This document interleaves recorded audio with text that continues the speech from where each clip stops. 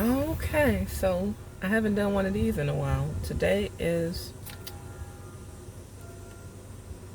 August 20th, 2025, and you hear the chime of the clock over at the whatever building that is. It's 6 o'clock on the dot. And I figured I would do a video because I haven't done one in a while, and um, it'd be nice to have an update. What have I been up to? I thought before summer ended that I don't know how long it chimes for, probably a whole minute.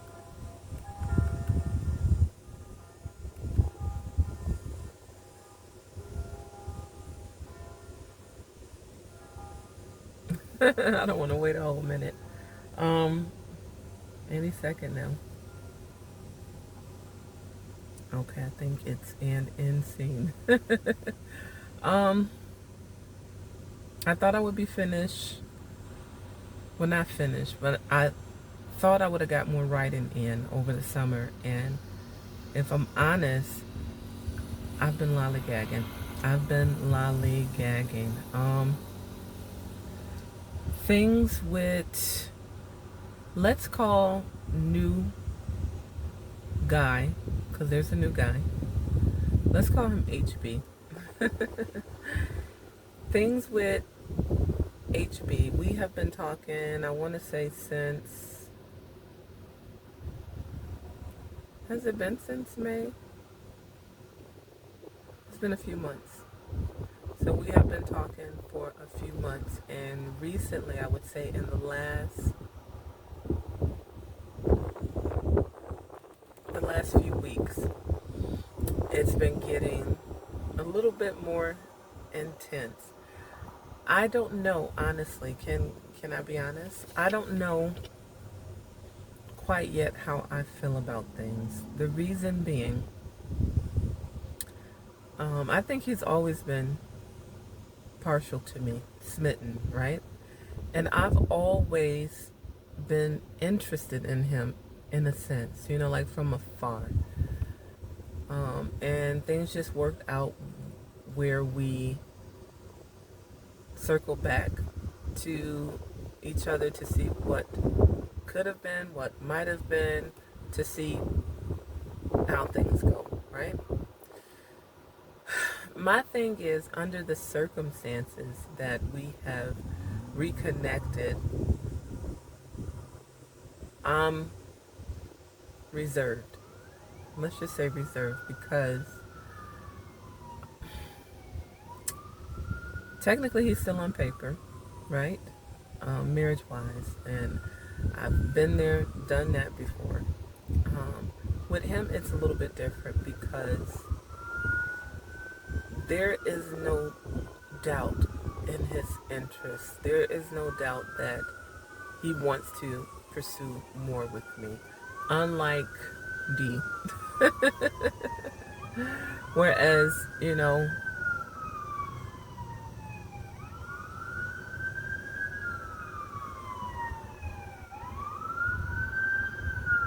ambulance, I always be like, I hope they're okay, because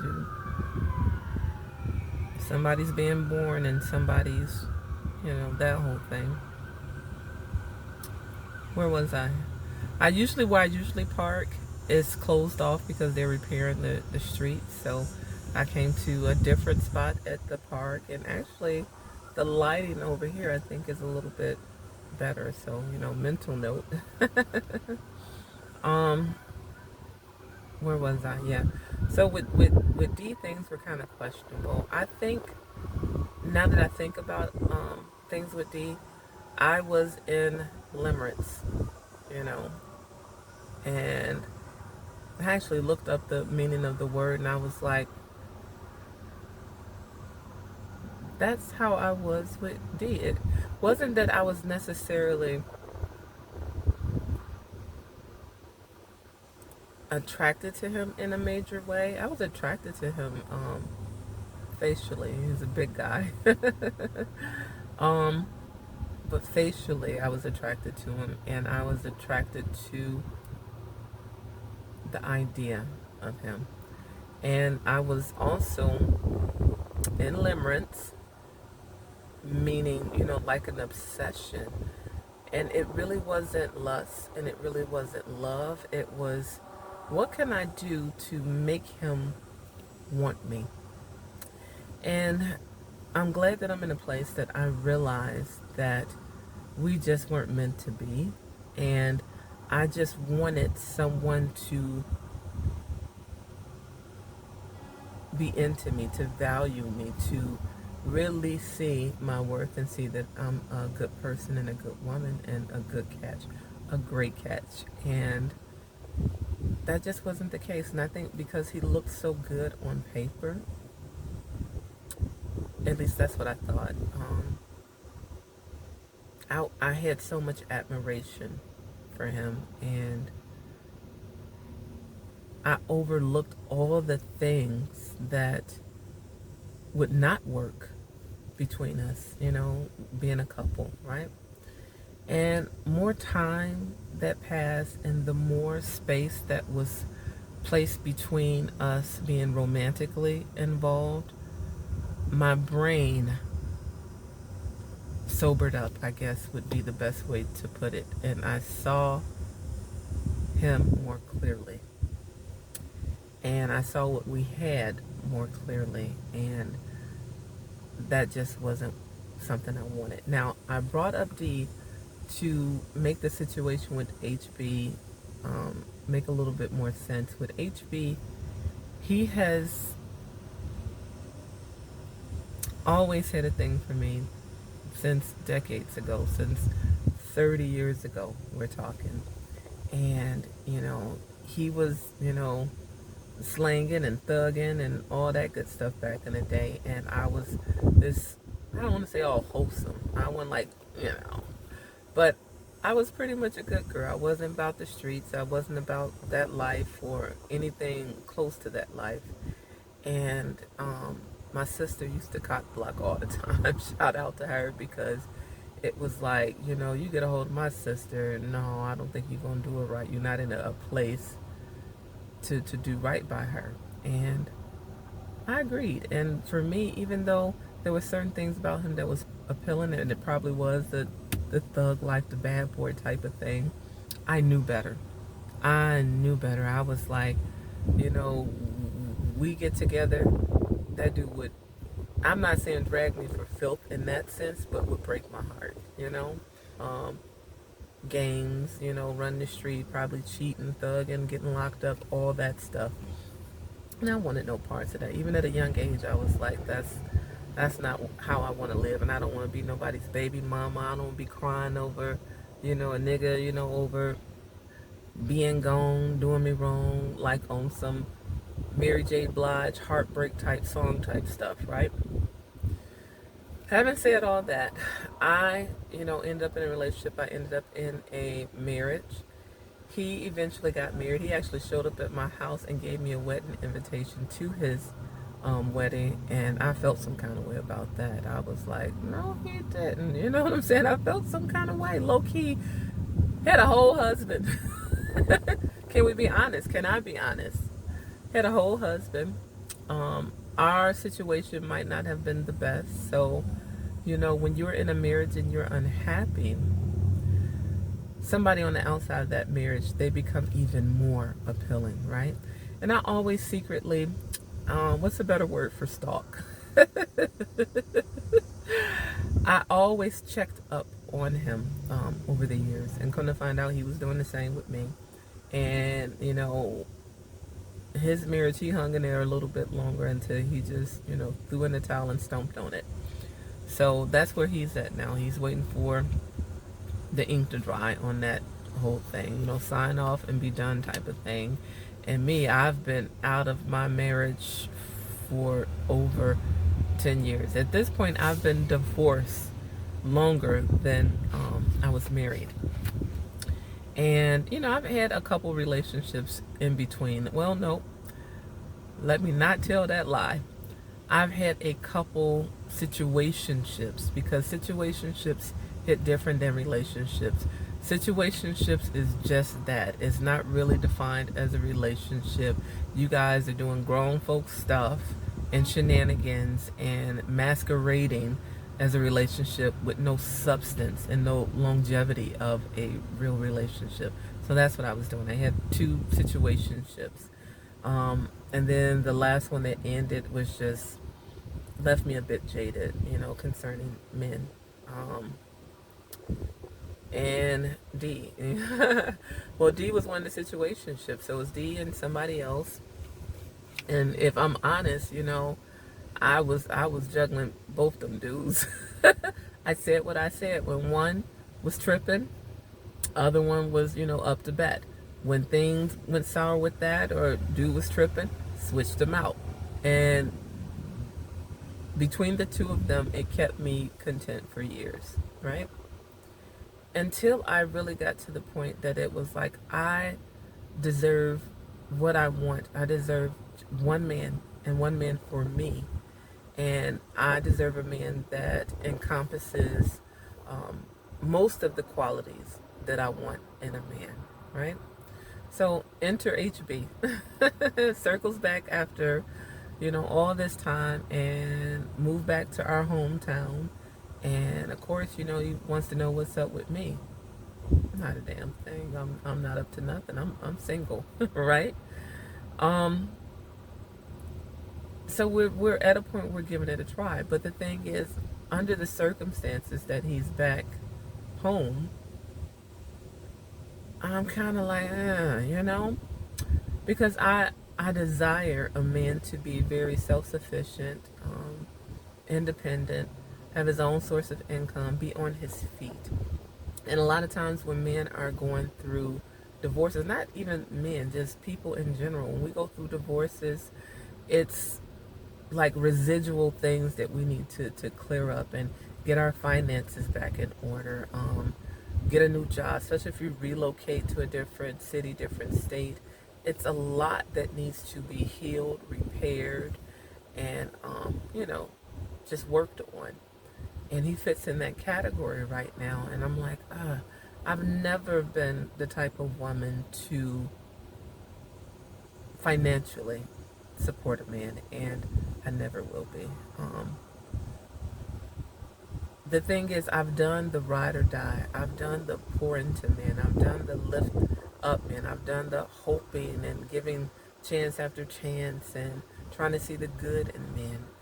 And I'm just beyond that point. At 48, it's like, I need you to have done the work. I need you to have healed, to be in a place where you're financially stable, and to be ready for love, ready to give love, ready to receive love, and to be well seasoned. I like my men seasoned. I can't do young. I like them of a certain age, hopefully, and I just need them to have their shit together. And looking at HB, I can see, and this is where women, we make that misjudgment, so to speak, seeing all this potential in a man and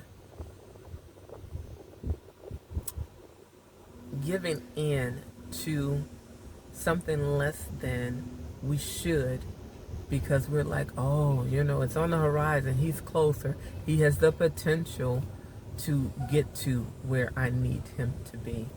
And that is my issue with HB. Is he attentive? Absolutely. Is he loving towards me? Absolutely. Does he speak to me with kindness and, softness? Absolutely.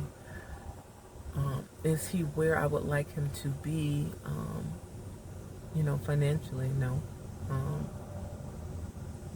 And I've taken into consideration that life be life, and for all of us, I wouldn't want a man to count me out because I'm in a place in life where I'm on the come up. I'm bouncing back, I should say.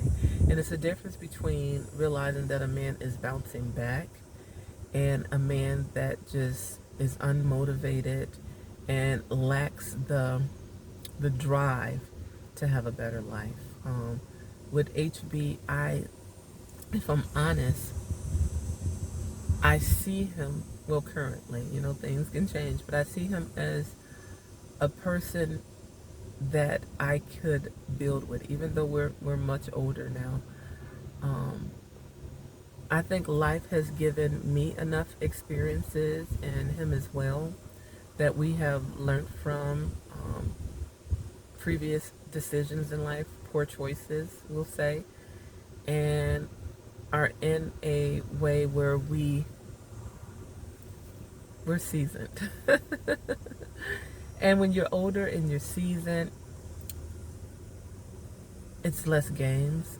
There's no games. Let's be honest. Little games that we play as men and women, just in the chase and the getting to know each other type of thing. But not just on purpose. Trying to play games that you do when you're younger. Because you don't have time to be playing games. You want somebody who's authentic, who's genuine, who has your best interests in mind, and I see that in him. I really do. He's not typically aesthetically what I would gravitate towards in a man, but there has still always been an attraction to him, just, height wise, chocolate, the way you feel around somebody. And around him, I feel very desired. I feel like he has the potential to spoil me and love on me how I want to be loved. So I'm open. I have been very jaded about relationships, about marriage, and all those things, but I think I am finally in a place to give it a go. I don't want to say a last go, but I got one last hoorah, or however they say it, one last go in me concerning love before I just say, you know what, I'm just going to ride out my remaining years single and happy and content and fulfilled and, full of zest in life. And, that's not to say I'm a write off men, but before I throw in the towel and just say, man, I think I'm good being just single. And so we're going to see. But there are some things that I'm like, I don't know. And that's the main thing. Him getting back on his feet and bouncing back. I don't have the energy at my age to coddle a man, to build a man back up. And this is the thing. That's not my job. That's no woman's job to raise a man, unless it's your son, type of thing. Raise him into a man. It's not my job to carry a man. If anything, my role as being someone's significant other, in whatever capacity, where it's monogamous and it's serious, my role is to be a woman of encouragement, to be a woman of grace, love, nurturing, kind, all the things that I naturally am, just to be myself, but not to overextend myself, not to get boundaries and duties blurred in the relationship. And that's just where I'm at as a woman. I'm in a good place. I'm very self-aware. I am healed in so many areas, and I'm in a good place mentally, spiritually, physically. Health is getting there. The weight it's still coming off. It's coming off slowly, but it's still coming off consistently. I'm back lifting weights. I never stop walking, so that's just an ongoing thing, either riding my bike or walking or getting some form of exercise 5 to 6 days out the week. I'm on it. I eat as healthy as I can most of the time, and I'm in a good space, and I like it here. And I don't want anybody to interfere in my peace, my happiness. I want a man to add to me. And let's just say I'm hopeful, but I'm still a bit jaded and I'm still a bit leery concerning, getting into a relationship. I've seen enough. I've had my fill with learning lessons from men. So I'm just treading lightly, cautiously, but still not closing myself off to love. So we're gonna see how it go. I guess I'll give an update, eventually about things. Um, I don't know. I think when you're so accustomed to being by yourself for so long and being independent and all that, especially as a black woman, it sometimes is difficult to lean into your femininity and to be soft and to ask for what you need and let a man be a man, right? And I would love a softer life. I've been carrying so many things by myself for so long. So there's a song by India Ari, and it's um, Ready for Love. And I think I'm in that place right now. Actually, that's what I did, because I've been writing songs, creating songs, and putting them on music streaming platforms. And it's been a hobby, but it's turned into like something I really enjoy doing and love doing. And I've gotten so sidetracked doing that I have neglected, writing in my book and doing my narration and the many other things I want to do. Um, Life is looking good. I'm optimistic about my finances changing. I'm optimistic about where my life is headed. I am looking forward to getting wiser, getting older, and getting better physically, getting in really good shape and being in love with a good man who is worthy, who appreciates me, who deserves me, right? Because when he gets me, he's going to get a whole lot of woman. So I'm going to see how it goes and I'm going to be open to it. And yeah, we'll see. Good things are happening right now.